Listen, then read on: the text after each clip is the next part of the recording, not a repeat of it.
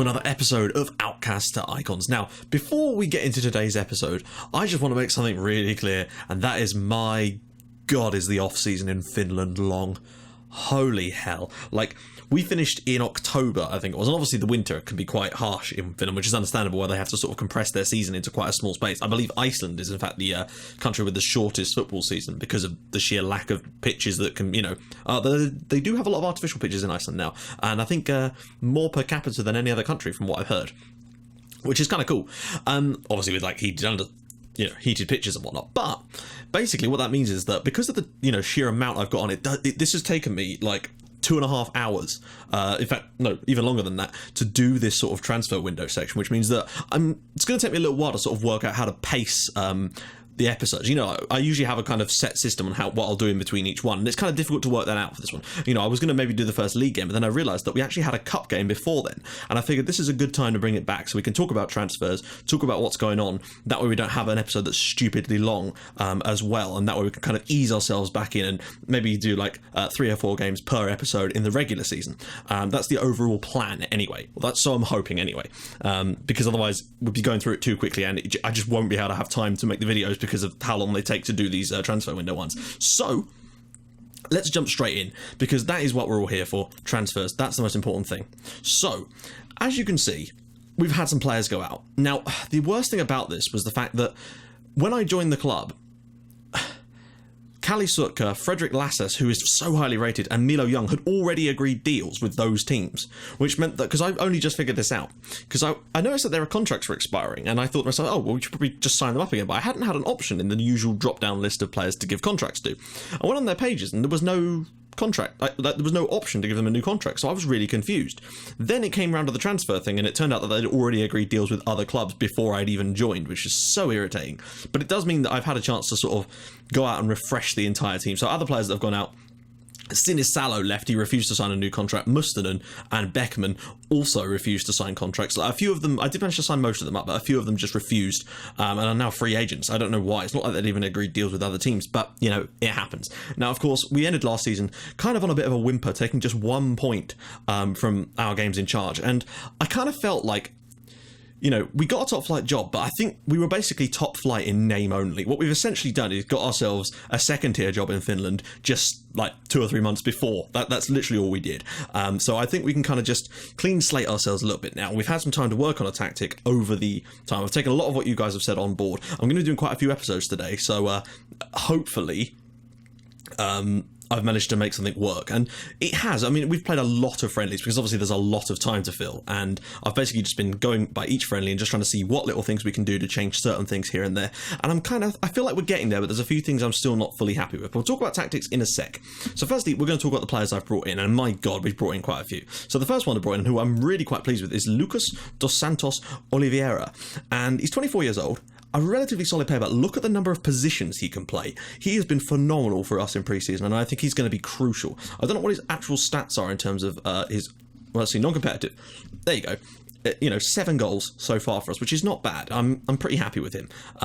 He signed on a free from BK46. I mean, I think he's actually was a free agent. I've been abusing the free agent market like crazy. He's been decent. Johannes Harala is another similar one. He was, again, can play in many positions, was quite highly rated, but I'm not so sure about it at the moment. Now, you might be wondering why some of the players are in poor condition, and irritatingly, our board scheduled a friendly, one of those ones that you cannot get rid of because it's against like a affiliate club, and I couldn't cancel it. They scheduled it 3 days before this cup match, which meant that I couldn't rest players if I wanted to, and it's so frustrating because I just wanted to give us like a week's break so we could come back and be fresh for that game, which is a little bit disappointing. So that's Johannes Harala.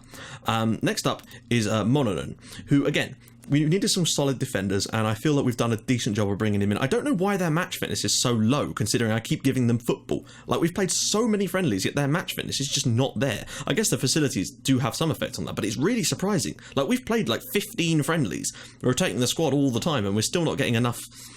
Disappointing. But there you go. Also, Nyaji Kuchi, I don't know if it's any relation to Shefki Kuchi, the former Crystal Palace and Ipswich Town, I think, striker.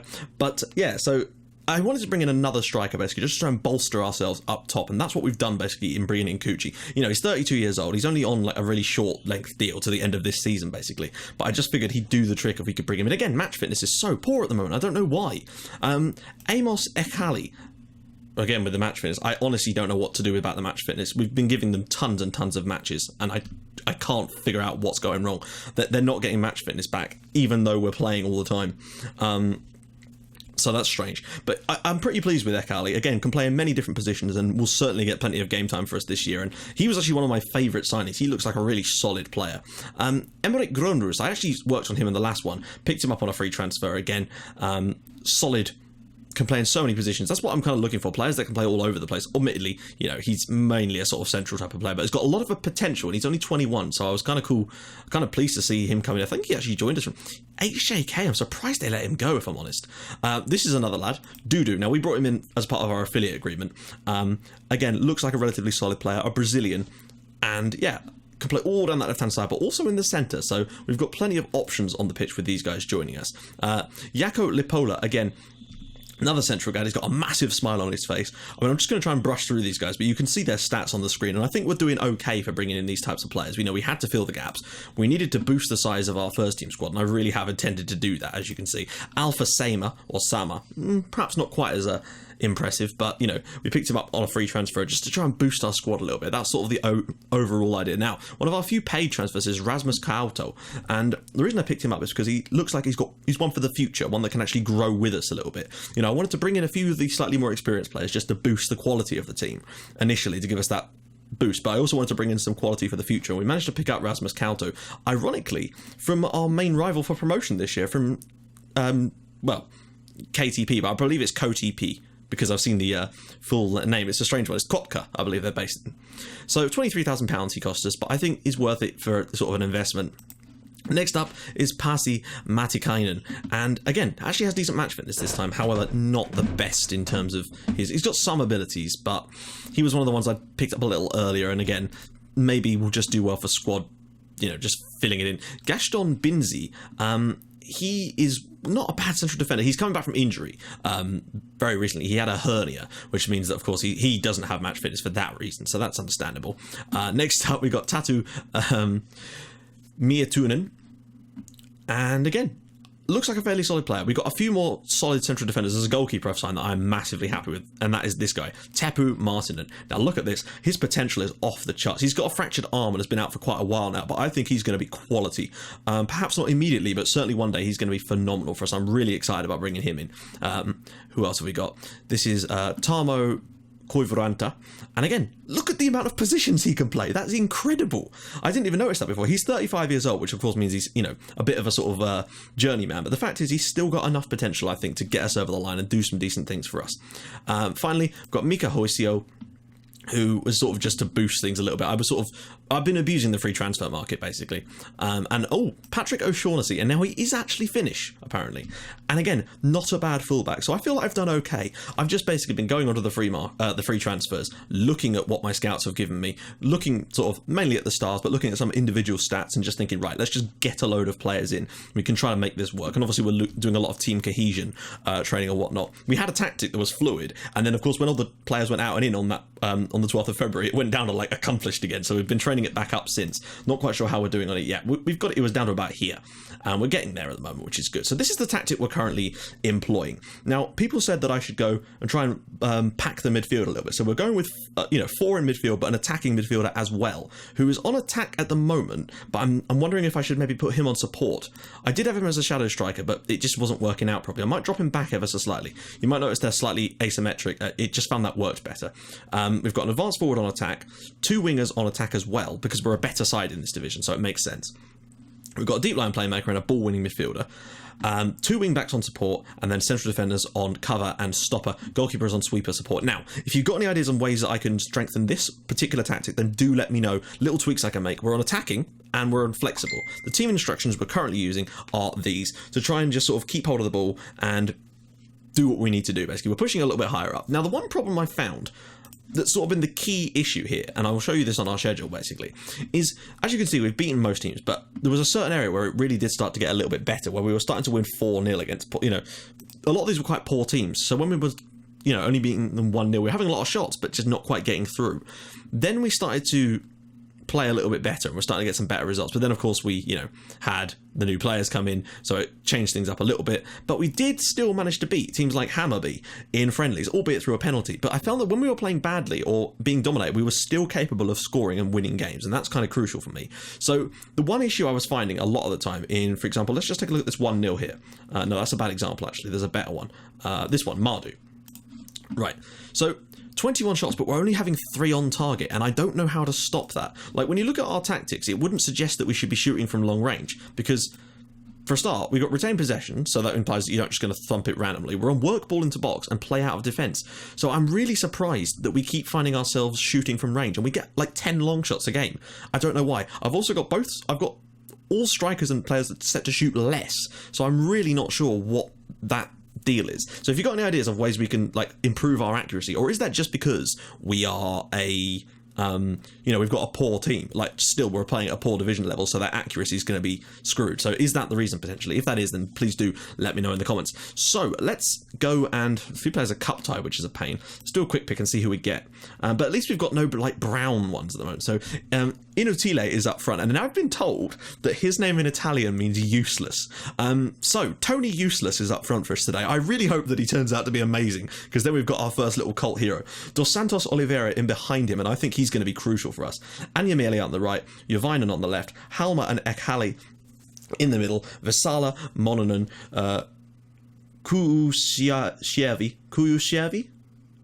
Apologies, that is a really tough one. Kuyushievi? I don't know. And Hanninen and Eriksson in goal at the moment. Carl Johan Eriksson is one of our good keepers, I think, or he may have joined us soon. I'm hoping that Martin will take over, but he's not fully fit yet. And a decent bench as well. That's the crucial thing here. We've got a solid bench. So I'm quietly confident that Norm might be able to get his first victory in charge today. But if you've got any ideas of ways we can strengthen, do let me know. I've been tweaking stuff here and there. We had a false 9 and a shadow striker at one point. Just didn't quite work. We had defensive wingers. It didn't work. We're just trying all kinds of things, basically. So yeah, let's just go for this. I'm desperate to win this, because it is obviously a cup game and it's our first competitive match in charge this season. We're expected to challenge for promotion, which is, I'll do another quick pick, which is good, provided we can do it. It's always going to be a difficult thing. So hopefully, we've got to give a lot of numbers out, don't we? I suppose we have a lot of new players. I'm hoping that the new players we've brought in are going to be good. We're the favourites for the game, but I guess that's not really a big surprise. I just really hope that something we can do today is going to make the difference.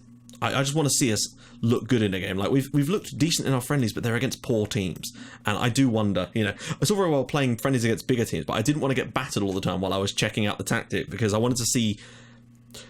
You can still tell if it's working or not, even when you're playing worse teams, because you should be beating them by more goals and being more dominant. And I've tried a few things, and we sort of have got better, but I was expecting to see some 7s and 8s maybe. But for now, let's just see.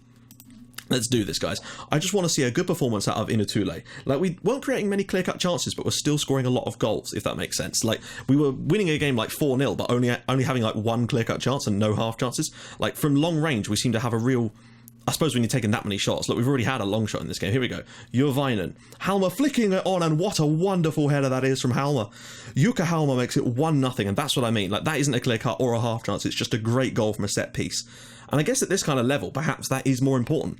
Perhaps being solid from set pieces, being good on rebounds and good in the air, and taking tough opportunities is maybe going to make all the difference. Jovinen with the ball in, Halma with an absolutely brilliant header. That is a superb header over the goalkeeper, and we lead 1-0 away from home. We've been the better side so far. We're keeping a lot of the ball, which is great to see. And actually, I tell you what, we're doing okay. I'm happy. Can Norm get his first ever win as manager, albeit in the cup? But I figured you guys would like to see this game because of that. We're winning a lot of headers, so that's something that's interesting so far. We've been Asa Aho isn't one of our players, so as you can see, that is not good though. We'll sort that out at half time. So this is the thing again, look, 8 shots, but only 2 of them are on target and 3 long shots. That's the problem for me. I'm just finding we're getting too many long shots. We'll bring on Hoisio to play on the right hand side of midfield here. Thankfully, we've signed a few of these sort of utility type of players, but I don't know. That's my issue.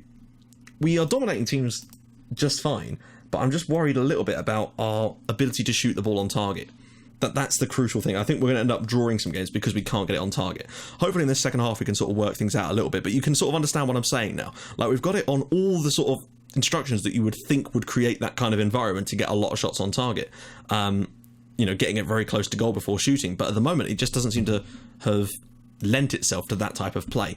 Right, sort out some substitutions here as well, because obviously we're going to bring on him. I'm going to make my third substitution here because I want to get Akali off if I can, although I'm not really sure we've got much else. Actually, no, we're going to bring on Kuchi for Inotule, who unfortunately today has been a little bit like his name, unfortunately. Not a lot of highlights in this one. We've definitely been okay, and it looks like we are going to scrape through here, but you can see what I mean about the long shots now. Like, no clear cuts or half chances, and we're just going to win it through that one, you know, good piece of play from a set piece, and I worry about that in the long run. It looks like we are going to go through here with that header from Helmer, but I just wonder how that's going to cope when we actually have to play league games using this sort of system. I mean, it looks like we are going to get through and get our first win in charge. PS-44 0, HIFK 1, and that's important. It's important for us to get that, and that will boost our confidence. And I'm hoping that with some decent tactical training, getting the tactics matches sorted out. But if you've got any ideas of how we can get more shots on target, then please do let me know, because I'm desperate to try and sort that side of our game out. And I think if we can sort that out, we might find ourselves being quite the side this year. So again, any ideas, drop them in the comments. Obviously I won't be able to do it for a couple of games, which is going to be worrying, because I have to record quite a lot of this today. I'm trying to get 3 or 4 episodes done if I can do. So that was a bit of a slow one, but we managed to win the game, and that's kind of crucial. So we've got another cup game, but what I'll probably do is come back on the first game of the season, though, because, you know, we don't want to do too many of these, because I think the cup goes on for quite a little while before, but I thought it'd be good to do our first cup game, and get Normie's first win as a manager is always important. So we're going to come back in the next episode and do our first game of the season, which is at home against TPS. Wow. Hopefully by then we'll be a little bit more coherent and can try to just get some more shots on target. I really don't know, guys. Anyway, if you like what you're seeing, please do drop a like on the video, and if you'd like to even more than that, please subscribe to my channel for more Red Star and Outcast icons in your inbox every single day at 5:30 and 8 o'clock, and I will see you guys in the next episode for the game against TPS. See you guys soon. Bye-bye.